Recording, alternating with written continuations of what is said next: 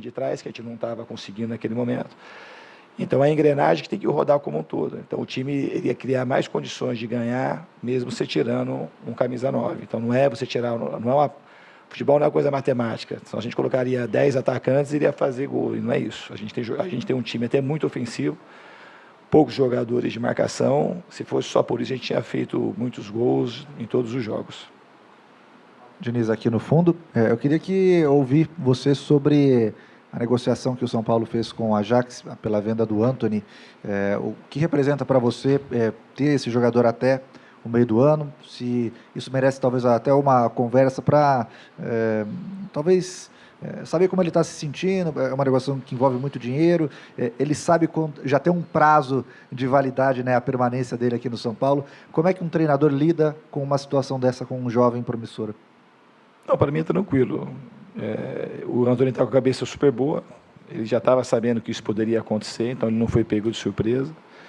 Inclusive, ele queria muito jogar, eu também queria muito que ele jogasse, mas aí, por precaução, para a gente poder concretizar a negociação, consensualmente, a gente resolveu preservar o jogador para esse jogo. Mas ele vai ajudar, ele está muito focado, ele tem uma identificação muito forte com o clube. Como eu te disse, ele queria, inclusive, jogar hoje.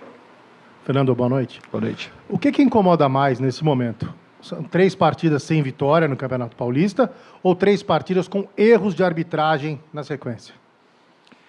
O que incomoda mais são as partidas sem vencer, porque mesmo com os erros da arbitragem, a gente poderia ter vencido os 3 jogos, que a gente perdeu muitos gols, então isso incomoda mais. Mas é lamentável os erros de arbitragem. De hoje é muito fácil de apitar o pênalti do Igor, foi bem na minha direção. Só você olhar para a televisão, como é que o Igor conseguiria ficar de pé no lance? Impossível. Não sei se é o Camacho que chega, a bola já estava na frente, não tinha como. Assim, lance muito fácil, muito claro de ser apitado. Extremamente fácil. A outra crítica em relação à arbitragem, que hoje não pode passar batido isso, o Corinthians retardou o jogo desde o primeiro minuto de jogo, como aconteceu contra o Santo André. Aí, quando o Santo André retardaram, foram 3 minutos de acréscimo. E hoje ele foi dar um cartão para o Cássio, quando tinha 90 minutos de jogo. Então, ele não queria apitar o jogo. Queria que o jogo, quanto mais ficasse parado o jogo, parece que era aquilo que ele queria que acontecesse. Então, ele interferiu diretamente no resultado, como contra o Novo Horizontino interferiu diretamente no resultado, e o Santo André também.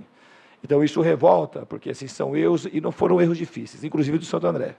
O cara estava 1,5 metro, participou da jogada, e provavelmente aquele gol não teria saído. E a história do jogo poderia ter sido outra. E hoje também o pênalti foi muito claro, um pênalti para definir e coroar o time que jogou melhor. Porque o São Paulo jogou melhor, foi superior ao Corinthians. O Corinthians também teve chance, mas o São Paulo teve um time para sair vencedor hoje, foi o São Paulo. Diniz, boa noite. Com a volta do Igor Gomes da seleção olímpica, como que você pretende montar esse meio de campo do São Paulo, já que o Hernanes, pelo menos no primeiro tempo desse clássico, deixou bastante a desejar, e você colocou o Igor Gomes praticamente naquela posição. Você pensa em montar um time com o Tietê, Igor Gomes e Daniel Alves? Como você pensa em montar o São Paulo, o meio de campo do São Paulo com o retorno do garoto? Eu volto ao Antony também, isso é uma das possibilidades, mas isso a gente vai ver na semana. Tem algumas alternativas para montar o time.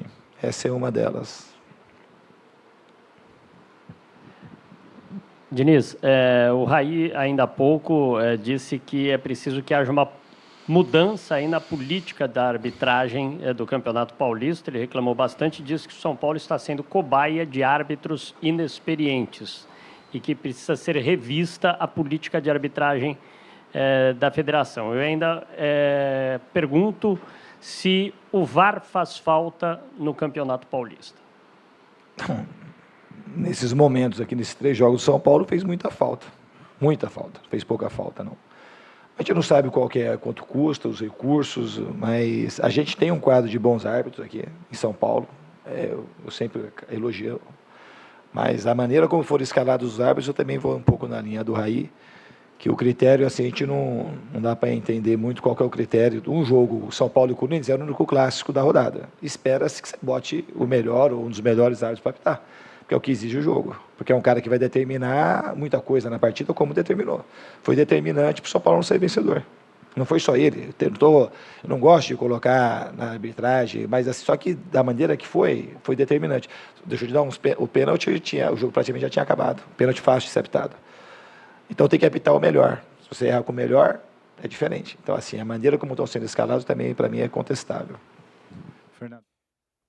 A gente acabou de